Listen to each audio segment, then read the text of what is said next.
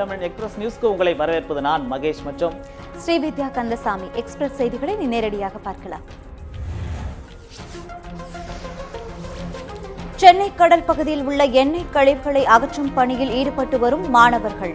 மத்திய கப்பல் போக்குவரத்து துறை அமைச்சர் நிதின் கட்கரி மாணவர்களுக்கு நன்றி. கடலில் எண்ணெய் கழிவுகள் கலந்தது குறித்து விசாரணைக்கு உத்தரவிட்டுள்ளதாக நிதின் கட்கரி தகவல். விசாரணை அறிக்கை கிடைத்தவுடன் தவறளித்தவர்கள் மீது நடவடிக்கை எடுக்கப்படும் என நிதின் கட்கரி உறுதி. எண்ணூர் துறைமுகம் அருகே கடலில் கலந்த கச்சா எண்ணெய் கழிவுகளை அகற்றும் பணி தீவிரம். கடந்த 28ஆம் தேதி கப்பல்கள் நேருக்கு நேர் மோதிய விபத்தில் கடலில் கலந்த கச்சா எண்ணெய் நவீன முறையில் பயோ இனாகுலம் என்ற பாக்டீரியாவை பயன்படுத்தி கழிவுகள் அகற்றும் பணி தொடக்கம். 500 கிலோ பயோ இனாகுலம் பாக்டீரியா விமானம் மூலம் சென்னை கொண்டு வரப்பட்டதாக தகவல். மண்ணில் கலந்த எண்ணெய் கழிவுகளை சுமார் மாதங்களில் முற்றிலும் அழிக்க திட்டம்.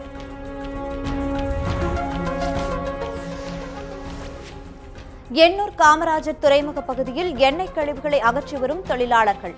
தொழிலாளர்களுக்கு சிகிச்சை அளிக்க 6 மருத்துவ குழுக்கள் அமைக்கப்பட்டுள்ளதாக தகவல். துறைமுகம் அருகே உள்ள குடியிருப்பு பகுதிகளில் நோய் பாதிப்பு ஏற்பட்டுள்ளதா என்றும் மருத்துவர்கள் சோதனை. எண்ணூர் துறைமுக பகுதியில் திமுக செயல் தலைவர் மு.க. ஸ்டாலின் நேரில் ஆய்வு. கடலில் பரவிய எண்ணெய் படலத்தால் மீனவர்களின் வாழ்வாதாரம் பாதிக்கப்பட்டுள்ளதாக ஸ்டாலின் வேதனை. சம்பந்தப்பட்ட கப்பல் நிறுவனங்களிடமிருந்து மீனவர்களுக்கு இழப்பீடு பெற்றுத்தர வேண்டும் என ஸ்டாலின் கோரிக்கை. மத்திய மாநில அரசுகள் விரைந்து நடவடிக்கை எடுக்க வேண்டும் எனவும் ஸ்டாலின் வலியுறுத்தல். கச்சா எண்ணெய் கழிவுகள் அகற்றும் பணியில் அனுபவமிக்கவர்கள் ஈடுபடுத்தப்படவில்லை என கனிமொழி புகார். அனுபவம் இல்லாதவர்களால் பணியில் தொய்வு ஏற்பட்டுள்ளதாக திமுக எம்பி கனிமொழி குற்றச்சாட்டு. ஒட்டுமொத்த மீனவர்களின் வாழ்வாதாரம் பாதிக்கப்பட்டுள்ளதாக கனிமொழி வேதனை. எண்ணூர் கடல் பகுதியை நேரில் பார்வையிட்ட பின் செய்தியாளர்களுக்கு கனிமொழி பேட்டி. எண்ணூர் துறைமுக பகுதியில் கடலில் கலந்த கச்சா எண்ணெயை அகற்றும் பணி மந்தம் என புகார். விடுதலை சிறுத்தைகள் கட்சித் தலைவர் தொல் திருமாவளவன் குற்றச்சாட்டு. துறைமுக பகுதியில் நேரில் ஆய்வு செய்த திருமாவளவன் செய்தியாளர்களுக்கு பேட்டி. எண்ணெய் அகற்றும் பணியில் ஈடுபட்டுள்ளவர்களுக்கு போதிய பாதுகாப்பு கவசங்கள் வழங்கப்படவில்லை எனவும் குற்றச்சாட்டு. அரியலூர் மாவட்டத்தில் சமூக விரோதிகளால் நந்தினி என்ற மாணவி படுகொலை செய்யப்பட்ட வழக்கை சிபிசிஐடி விசாரிக்க வேண்டும் என மார்க்சிஸ்ட் கம்யூனிஸ்ட் மாநில செயலாளர் ஜி ராமகிருஷ்ணன் கோரிக்கை. மத்திய மாநில அரசுகளின் தவறான கொள்கையை கண்டித்து பிப்ரவரி 7 மறியல் போராட்டம் அறிவிப்பு. எண்ணெய் கழிவுகள் அகற்றும் பணியில் அரசுகள் பொறுப்பை உணர்ந்து செயல்பட வேண்டும் எனவும் ஜி ராமகிருஷ்ணன் வலியுறுத்தல். எண்ணூர் பகுதியில் கடலில் கூட்டிய எண்ணெயின் அளவை கணக்கிட முடியவில்லை என பொன் ராதாகிருஷ்ணன் தகவல். எண்ணெய் படலத்தால் பாதிக்கப்பட்ட பகுதிகளில் மத்திய இணையமைச்சர் பொன் ராதாகிருஷ்ணன் நேரில் ஆய்வு. கப்பலில் நச்சுவாயு இருப்பதால் உரிய ஆய்வுகள் மேற்கொள்ள முடியவில்லை என பொன் ராதாகிருஷ்ணன் பேட்டி.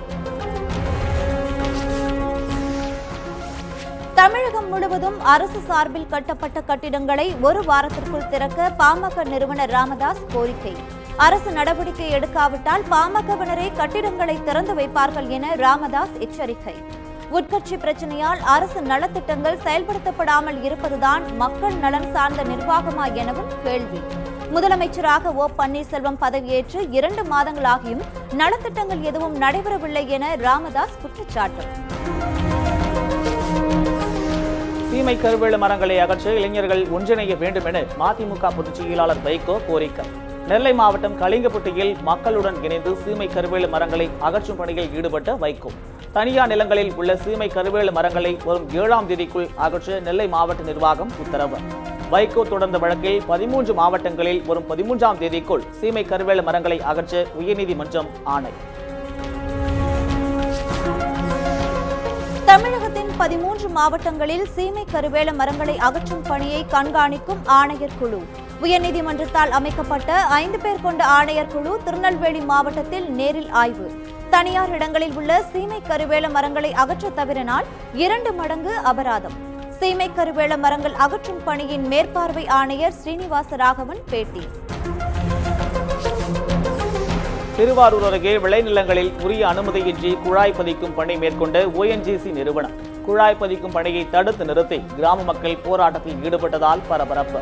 வட்டாட்சியர் ஆய்வறிக்கை வந்தவுடன் தவறு நடந்திருந்தால் உரிய நடவடிக்கை எடுப்பதாக மாவட்ட ஆட்சியர் உறுதி. ஆந்திர அரசு பாலாற்றின் குறுக்கே அணையை உயர்த்தி கட்டியுள்ள விவகாரம். ஆந்திர முதல்வரை சந்தித்து பேச உள்ளதாக சட்டமன்ற எதிர்க்கட்சி துணைத் தலைவர் துரைமுருகன் பேட்டி. காவிரி விவகாரத்தில் அனைத்துக் கட்சி கூட்டத்தை கூட்டி பிரதமரை சந்திக்க வேண்டும் எனவும் துரைமுருகன் வலியுறுத்தல். அதிமுக அரசு மத்திய அரசின் கட்டுப்பாட்டில் உள்ளது போன்று தோன்றுவதாக நாம் தமிழர் கட்சியின் சீமான் குற்றச்சாட்டு. சென்னையில் RSS ஊர்வலம் நடத்தப்பட்டதை சுட்டிக்காட்டி சீமான் பேச்சு. தமிழக அரசு விவசாயிகளுக்கு வழங்கிய இழப்பீடு போதுமானதாக இல்லை எனவும் சீமான் வேதனை.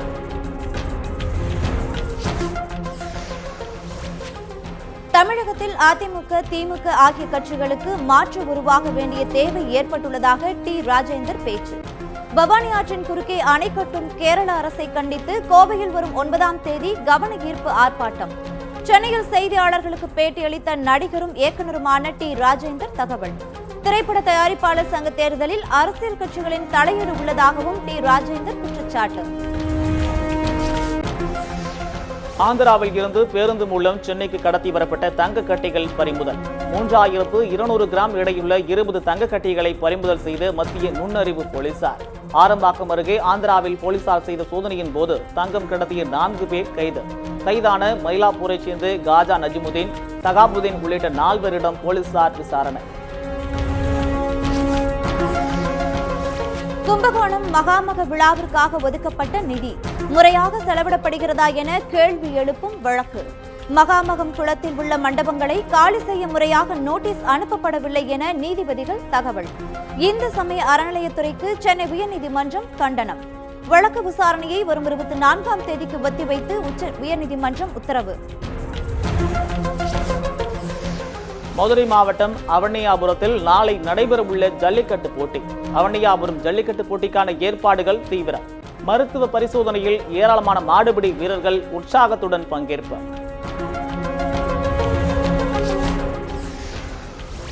ஜல்லிக்கட்டு போட்டியை காண திமுக செயல் தலைவர் மு க ஸ்டாலினுக்கு அழைப்பு. சென்னையில் ஸ்டாலினை சந்தித்த ஜல்லிக்கட்டு விழா குழுவினர் போட்டியை காண அழைப்பு விடுத்ததாக தகவல். ஜல்லிக்கட்டிற்காக போராடிய மாணவர்களுக்கு முதல் மரியாதை செய்யப்படும் எனவும் ஜல்லிக்கட்டு விழா குழுவினர் பேட்டி. ஜல்லிக்கட்டு போட்டியில் வெற்றி பெறும் காளைகளுக்கு கார், டிராக்டர் உள்ளிட்ட பரிசுகள். அலங்காநல்லூரில் வரும் 10ஆம் தேதி நடைபெறவுள்ள ஜல்லிக்கட்டு போட்டியை முன்னிட்டு அறிவிப்பு. காளைகளின் பெயர்களை வரும் 7ஆம் தேதி பதிவு செய்ய வேண்டும் என விழா குழுவினர் தகவல். ஜல்லிக்கட்டு போட்டியை காண தமிழக முதலமைச்சருக்கு அழைப்பு விடுத்துள்ளதாகவும் விழா குழுவினர் பேட்டி. திண்டுக்கல் உலகம்பட்டியில் நடைபெற்ற ஜல்லிக்கட்டு போட்டியில் 600க்கும் மேற்பட்ட மாடுகள் பங்கேற்பு. ஜல்லிக்கட்டு போட்டியின் போது 4 முறை பார்வையாளர்கள் மேடை சரிந்த விபத்தில் 9 பேர் படுகாயம். போட்டியில் சீறி பாய்ந்த காளைகளை ஆர்வமுடன் பிடித்து வெற்றி வாகை சூடிய வீரர்கள். சிவகங்கை மாவட்டம் நல்லாங்குடையில் நடைபெற்ற மாட்டு வண்டி பந்தயம். சிவகங்கை, புதுக்கோட்டை, மதுரை உள்ளிட்ட மாவட்டங்களில் இருந்து 16 ஜோடி மாடுகள் பங்கேற்பு. சுமார் 6 கிலோமீட்டர் தூரம் நடைபெற்ற பந்தயத்தில் புதுக்கோட்டையைச் சேர்ந்த சந்திரன் என்பவரின் மாடுகள் வெற்றி. மாட்டு வண்டி பந்தயத்தை ஊக்குவிக்கும் விதமாக திரளான மக்கள் கோஷங்கள் எழுப்பி உற்சாகம். காவிரி டெல்டா மாவட்டங்களை வறட்சி பகுதிகளாக அறிவிக்க வேண்டும் என பூவுலகின் நண்பர்கள் இயக்கத்தினர் வலியுறுத்தல். தமிழகத்தில் விவசாயிகளின் அனைத்து கடன்களையும் தள்ளுபடி செய்ய வேண்டும் எனவும் கோரிக்கை. வறட்சியால் பாதிக்கப்பட்ட விவசாயிகளுக்கு ஏக்கருக்கு தலா 30,000 ரூபாய் வழங்க வேண்டுகோள். உயிரிழந்த விவசாயிகளின் குடும்பத்திற்கு தலா 25 லட்சம் ரூபாய் வழங்க வேண்டும் எனவும் வலியுறுத்தல். கடலூர் காவல்படை வார விழா ஆண்டுதோறும் பிப்ரவரி 1 வாரம் கொண்டாட்டம். கொண்டாட்டத்தை முன்னிட்டு கடற்கரையை தூய்மைப்படுத்திய தூத்துக்குடி கடலூர் காவல்படை வீரர்கள். மீனவர்களுடன் சமூக நல்லுணர்வு முகாம் மற்றும் மருத்துவ முகாம் நடத்த கடலூர் காவல்படை திட்டம். உலக புற்றுநோய் தினத்தை முன்னிட்டு ஈரோட்டில் கல்லூரி மாணவர்கள் விழிப்புணர்வு பேரணி. பேரணியை கொடியசைத்து தொடங்கி வைத்த மாவட்ட காவல் கண்காணிப்பாளர். புற்றுநோய் விழிப்புணர்வு வாசகங்கள் அடங்கிய பதாகைகளுடன் பொதுமக்களும் பேரணியில் பங்கேற்பு. கன்னியாகுமரி மாவட்டத்தில் பதுக்கி வைக்கப்பட்டிருந்த 20 டன் ரேஷன் அரிசி பறிமுதல். பாரசாலை பகுதியில் உள்ள குடோன் ஒன்றில் 20 டன் அரிசியை பறிமுதல் செய்து போலீசார் நடவடிக்கை. குடோன் உரிமையாளர் ஆஷிப் என்பவரை கைது செய்து போலீசார் விசாரணை. மதுரை மாவட்டம் திருமங்கலம் அருகே ஆம்னி பேருந்தும் லாரியும் மோதி விபத்து. படுகாயமடைந்த 2 பேரின் நிலை கவலைக்கிடமாக உள்ளதாக தகவல். பாலத்தில் விளக்கு எரியாததே விபத்திற்கு காரணம் என பொதுமக்கள் குற்றச்சாட்டு. நெல்லை பாளையங்கோட்டையில் வெகு விமரிசையாக நடத்த அழகிய மன்னார் ராஜகோபால சுவாமி கோவில் ரத சப்தமி விழா. 7 வாகனங்களில் எழுந்தருளி பக்தர்களுக்கு காட்சியளித்த பெருமாள். விடிய விடிய நடைபெற்ற விழாவில் கொட்டும் பணியையும் பொருட்படுத்தாது பக்தர்கள் தரிசனம். திருச்சியில் அமைச்சர்கள் வெள்ளமண்டி நடராஜன், எஸ் வளர்மதி ஆகியோர் நலத்திட்ட உதவி. 25 திருநங்கைகளுக்கு வீட்டுமனை பட்டாவும் மகளிர் சுய உதவிக் குழுவினருக்கு 100 மரக்கன்றுகளையும் வழங்கினர். திருச்சி மரக்கடை பகுதி பள்ளியில் மாணவ மாணவியர்களுக்கு வழங்கப்பட்ட விலையில்லா மிதிவண்டிகள். சேலத்தில் மிகவும் பிற்படுத்தப்பட்ட பிரிவைச் சேர்ந்து கல்லூரி மாணவியர்களுக்கு விடுதி திறப்பு விழா மற்றும் கருவூல கட்டிடம் அடிக்கல் நாட்டு விழாவில் அமைச்சர் எடப்பாடி பழனிசாமி பங்கேற்பு. சேலம் மாவட்டத்தில் போக்குவரத்து நெரிசலை குறைக்கும் வகையில் பாலங்கள் கட்டப்பட்டு வருவதாக அமைச்சர் பழனிசாமி பேச்சு. சாதிய வன்கொடுமையால் பாதிக்கப்பட்டவர்களிடம் மதுரையில் எவிடன்ஸ் அமைப்பு சார்பில் பொது விசாரணை. பாலியல் குற்றம் தொடர்பாக பாதிக்கப்பட்ட 21 பேரிடம் விசாரணை மேற்கொண்ட நடுவர்கள். சாதிய ரீதியான படுகொலையில் ஈடுபடும் குற்றவாளிகளுக்கு 6 மாதம் பிணையில் வராதபடி சட்ட திருத்தம் கொண்டுவர வலியுறுத்தல். சேலம் மாவட்டம் ஓமலூர் அருகேயுள்ள மரக்கோட்டை ஏரியின் கரையை சமூக விரோதிகள் உடைத்ததாக குற்றச்சாட்டு. மழை காலங்களில் வெள்ள அபாயம் ஏற்பட வாய்ப்புள்ளதாக கார்வள்ளி ஊராட்சி பகுதி மக்கள் வேதனை. உடைக்கப்பட்ட ஏரிக்கரையை மீண்டும் சீரமைத்து தர வேண்டும் என பொதுமக்கள் கோரிக்கை. அரியலூர் மாவட்டத்தில் மத்திய அரசின் தட்டம்மை ரூபெல்லா தடுப்பூசி திட்டத்திற்கு பெற்றோர்கள் எதிர்ப்பு. அரியலூரில் தட்டம்மை ரூபெல்லா தடுப்பூசி திட்டம் குறித்து நடந்த கலந்தாய்வு கூட்டத்தை புறக்கணித்த பெற்றோர்கள். மத்திய அரசின் இந்த திட்டத்தை தமிழகத்தில் மட்டும் செயல்படுத்துவது ஏன் என பெற்றோர்கள் கேள்வி. திருவள்ளூர் மாவட்டத்தில் தட்டம்மை ரூபெல்லா தடுப்பூசியை அனைவரும் பயன்படுத்திக் கொள்ள வேண்டும் என வேண்டுகோள். மாணவர்கள் பங்கேற்ற விழிப்புணர்வு பேரணியை தொடங்கி வைத்த மாவட்ட ஆட்சியர் சுந்தரவள்ளி பேச்சு. குழந்தைகளுக்கு 30 விதமான நோய்களை குணப்படுத்தும் இந்த தடுப்பூசியை போட்டுக்கொள்ள வேண்டும் என சுந்தரவள்ளி வலியுறுத்தார். தூத்துக்குடி மாவட்டம் திருச்செந்தூர் அருகே நியாய விலைக் கடையில் முறைகேடு நடப்பதாக குற்றச்சாட்டு. கீழநாளும் மூளை கிணறு எனும் ஊரில் உள்ள நியாய விலைக் கடையை முற்றுகையிட்ட பொதுமக்கள். 230 குடும்ப அட்டைகளுக்கு பதிலாக 100 அட்டைகளுக்கு மட்டுமே பொருட்கள் வழங்கப்பட்டதாக மக்கள் புகார். திருவண்ணாமலை மாவட்டம் சாத்தனூர் அணையில் இருந்து தண்ணீர் திறக்க வலியுறுத்தல். தண்ணீர் திறப்பதாக அறிவித்தும் நடவடிக்கை எடுக்கப்படாததால் விவசாயிகள் அதிர்ச்சி. பயிர்கள் கருகும் நிலை ஏற்பட்டுள்ளதால் உடனடியாக தண்ணீரை திறக்க வேண்டும் என விவசாயிகள் கோரிக்கை. தமிழகம் முழுவதும் மாநில தொடக்க கூட்டுறவு வங்கி ஊழியர்கள் இன்று பணி புறக்கணிப்பு போராட்டம். அரியலூர் மாவட்டம் கல்லாத்தூர் கிராம கூட்டுறவு அங்காடியில் விற்பனையாளராக பணியாற்றிய பிருந்தா தேவி சாலை விபத்தில் நேற்று மரணம். பிருந்தா தேவியை விடுமுறை நாளில் பணி செய்ய வற்புறுத்தியதாக கூட்டுறவு வங்கி ஊழியர்கள் குற்றச்சாட்டு. மாநில அளவில் 40,000 ஊழியர்கள் பணியை புறக்கணித்து போராட்டம். நீலகிரி மாவட்டத்தில் நிலவும் கடும் வறட்சியால் அரசு பழங்குடியினர் உண்டு உறைவிட பள்ளிகளில் கடும் குடிநீர் தட்டுப்பாடு. அத்தியாவசிய தேவைகளுக்கு கூட தண்ணீர் இல்லை என மாணவ மாணவியர்கள் வேதனை. தண்ணீர் தட்டுப்பாட்டை போக்க மாவட்ட நிர்வாகம் உரிய நடவடிக்கை எடுக்க வேண்டும் என வலியுறுத்தல். திருவாரூர் அருகே கங்களாஞ்சேரியில் பயிர் காப்பீட்டுத் தொகை வழங்க கோரி விவசாயிகள் ஆர்ப்பாட்டம். விவசாயிகள் மையம் சார்பில் நடைபெற்ற ஆர்ப்பாட்டத்தில் ஏராளமானோர் பங்கேற்பு. வறட்சியால் உயிரிழந்த விவசாயிகளுக்கு உடனடியாக நிவாரணம் வழங்கவும் வலியுறுத்தல்.